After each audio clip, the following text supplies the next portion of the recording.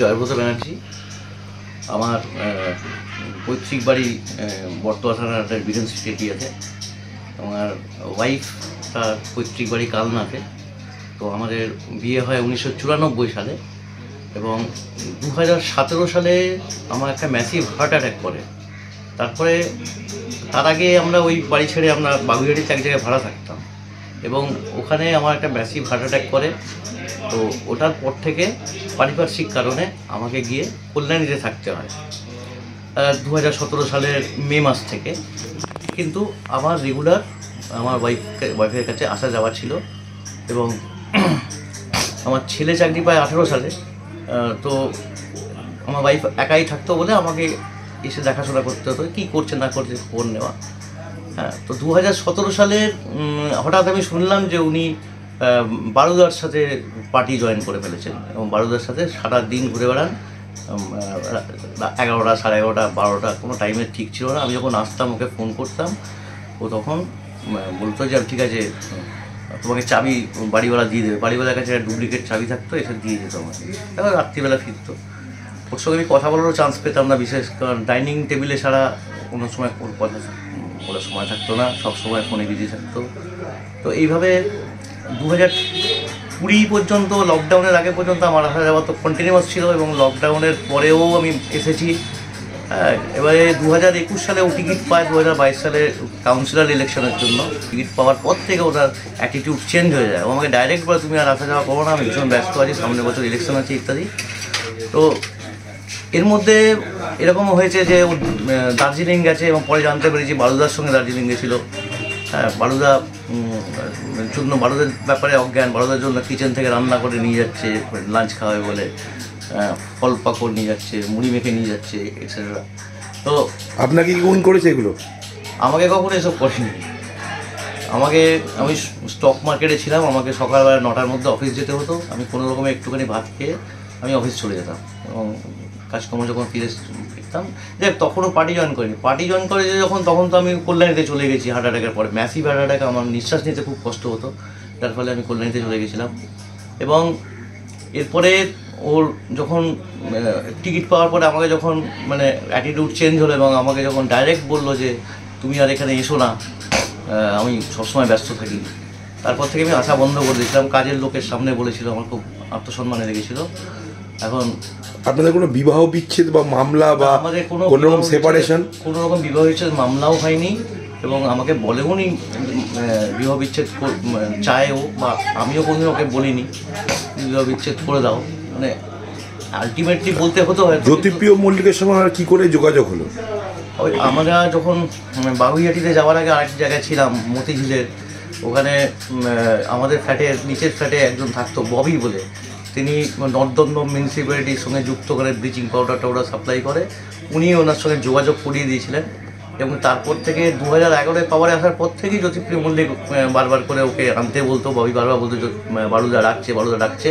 কিন্তু আমি কোনো অ্যালাউ করিনি। আমি বলেছিলাম যে ছেলেটা ছোটো আছে, ছেলেটাকে বড়ো হতে দাও, এখন পলিটিক্স জয়েন করো না। আর তাছাড়া এই দলটা আমার মোটেই পছন্দ নয়, এখানে অনেক আজেবাজে ব্যাপার আছে। আমি অনেক কিছু খুলে বলেছিলাম, যেটা এক্ষুনি বলছি না। তো ওইখানে আমি হার্ট অ্যাটাকে শিফট হয়ে যাওয়ার পরে স্কোপ আছে জয়েন করা, তো গিয়ে জয়েন করে ফেলে। তারপরে যখন ও গল্পগুলো করতো যে বারুদা সেই বারুদা এখন কত ইয়াং, জগিং করে, এই করে সেই করে, বারুদা কোনো সুস্থ লোক, কোনোদিনই অসুস্থ ছিল না। হঠাৎ কী করে অসুস্থ আমি জানি না। এনিওয়ে, আমার হার্ট অ্যাটাক করলো, ম্যাসিভ হার্ট অ্যাটাকে 2টো আর্টারি ব্লক ছিল, নিঃশ্বাসের কষ্ট। এই নিয়ে আমি কল্যাণী থেকে তাও আসা যাওয়া করছি। 2021-এ টিকিট পাওয়ার পর থেকে যখন অ্যাটিটিউড চেঞ্জ হয়ে যায়, তখন আমাকে আসা যাওয়া বন্ধ করতে হয়। এবার 2022-এ ওর যখন কাউন্সিলর নির্বাচিত হয়, তখনই ও বাড়ি ছেড়ে চলে যায় শিফট করে। সেটা আমি অন্য সোর্সে জানতে পারি যে ও ফ্ল্যাট কিনে চলে গেছে এখান থেকে। তো আমি আকাশ থেকে পড়লাম, কারণ ফ্ল্যাট কেনার মতো টাকা পয়সা তো জমানো ছিল না, হঠাৎ করে ফ্ল্যাট কী করে কিনলো। যাই হোক, আমি ভাবলাম যে ঠিক আছে, হয়তো নিশ্চয়ই বারুদা কিনে দিয়েছে, আদারওয়াইজ কী করে সম্ভব। তবুও আমি অনেক খোঁজার চেষ্টা করেছিলাম, কিন্তু ওর আত্মীয় স্বজনরাও কেউ জানতো না কোথায় ফ্ল্যাট আছে, আমাকে বলতো না। যাই হোক, আমি অনেক কষ্টে এই গত সেপ্টেম্বর মাসের 11 তারিখে ওর ফ্ল্যাটে অনেক কষ্টে 4 তলার উপরে উঠেছিলাম, লিফট বন্ধ ছিল। ওকে ডাকাডাকি করেছিলাম, বেল দিয়েছিলাম। আমি বলেছিলাম যে আমি একবার কথা বলে চলে যাব। তো আমার বক্তব্য বা কথাবার্তা কিছু শুনলো না, আমাকে ঢুকতে দিল না। কিন্তু পরের দিনই আমার নামে এফআইআর করা হলো যে আমি ক্রিমিনাল ট্রেসপাসিং করে ঢুকেছি। 447 ধারা দিল আর 506 ধারা দিল যে আমি নাকি জানের হুমকি দিয়েছি। ওরাই আমাকে জানের হুমকি তার আগে দিয়েছে।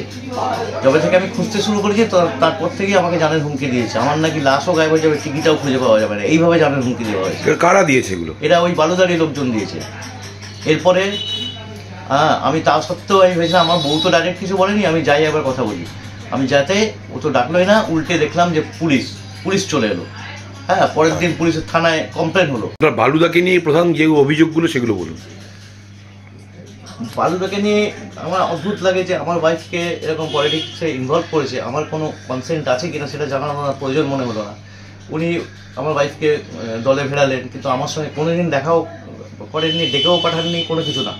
হ্যাঁ, উল্টে মানে এমন একটা অ্যাটমসফিয়ার ক্রিয়েট করলেন। মানে আমার ওয়াইফ যে সমস্ত কথাবার্তা বলতো যে আমি যদি চেষ্টা করি বালুদার সঙ্গে দেখা করার, তাহলে কিন্তু আমি মুশকিলে পড়ে যাব।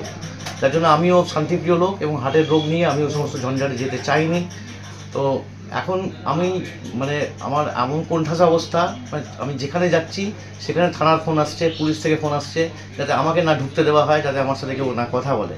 তো এই পরিস্থিতিতে আমার সবসময় সুইসাইডাল থট আসছে, মনে হচ্ছে এক্ষুনি মরে যাই, আত্মহত্যা করি। কারণ এভাবে বেঁচে থাকা যায় না। আমার কাজকর্ম আমি করতে পারছি না, আমার মাথা কাজ করছে না। সমস্ত সময় সবসময় আতঙ্কের মধ্যে বাঁচতে হচ্ছে যে কখন আমাকে লোকজন ঘিরে ধরে পেটাবে। বালুদার সঙ্গে কতদিন ধরে এই সম্পর্কটা চলছে যার জন্য আপনাদের পরিবারটি ক্ষতিগ্রস্ত? বালুদার সঙ্গে নিশ্চয়ই 2017-এ আমার হার্ট অ্যাটাক হওয়ার মাত্রই তো নিশ্চয়ই দহরমহরম হতে পারে না, নিশ্চয়ই অনেক আগে থেকেই চলছে। আগে ফোনও আসতো, আমি দেখেছি ফোন আসতো, বালুদার ফোন আসতো। হ্যাঁ, আসাম রোডে গাছ পড়ে গেছে কিনা জানতে চাইতো, এই ধরনের ইললজিক্যাল কথাবার্তা। তো আমায় তখন থেকেই বুঝতে পারতাম, কিন্তু আমি ভাবিনি যে এইভাবে বালুদার জন্য আমার সঙ্গে এইভাবে একটা অত্যাচারের মতো। এখন যেটা করছে এটা অত্যাচার রীতিমতো। মানসিক অত্যাচার তো বটেই, ফিজিক্যাল অত্যাচার। কারণ আমি এইরকম হার্টের পরিস্থিতি নিয়ে এত আতঙ্ক নিয়ে বাঁচতে পারবো না। তার থেকে আমি মমতা ব্যানার্জির কাছে আমি হাত জোর করে প্রার্থনা করছি যে আমাকে ইউথ্যাসানিয়া করে দেওয়া হোক, মানে একটা মৃত্যু মার্সি কিলিং করা হোক, যাতে আমি একজন মরে যেতে চাই। I don't want to live anymore. এইভাবে বাঁচা যায় না। আমি দিদির কাছে প্রার্থনা করি যে আমিও তো রাজ্যের ভোটার, আমিও তো আপনাকে ভোট দিয়েছি, আমাকে প্লিজ ভালোই আমাকে ইঞ্জেকশন দিয়ে হোক বা মরফিন ইঞ্জেকশন দিয়ে হোক, যে কোনো আফিংয়ের কিছু খাইয়ে মেরে ফেলা হোক। I don't want to live anymore. আমি আবেদন জানাচ্ছি, আর যদি সেটা না করেন তাহলে আমি যাতে সুস্থভাবে বাঁচতে পারি, থানার ফোন যেন আমার কাছে না আসে, যাতে বারবার করে আমি যেখানে যাব আমার সবার আত্মীয় স্বজন বন্ধু বান্ধব সবার কাছে যেন থানার ফোন না আসে, এটার ব্যবস্থা করুন। এইভাবে বাঁচা যায় না। হাঁটুর ব্যথায় রিউমার্স নিন, হাঁটুর ব্যথাটা কমবে। হোমিওপ্যাথির একটাই নাম, NP Dutta and son, NP Dutta and son, NP Dutta and son. ঘামাচির জ্বালা নিয়ে সারাদিন চলা, স্বস্তি অনাছে নিমের সুবাসে। এই বাংলার ঘরে ঘরে স্বস্তি অন, এনপি দত্ত অ্যান্ড সন।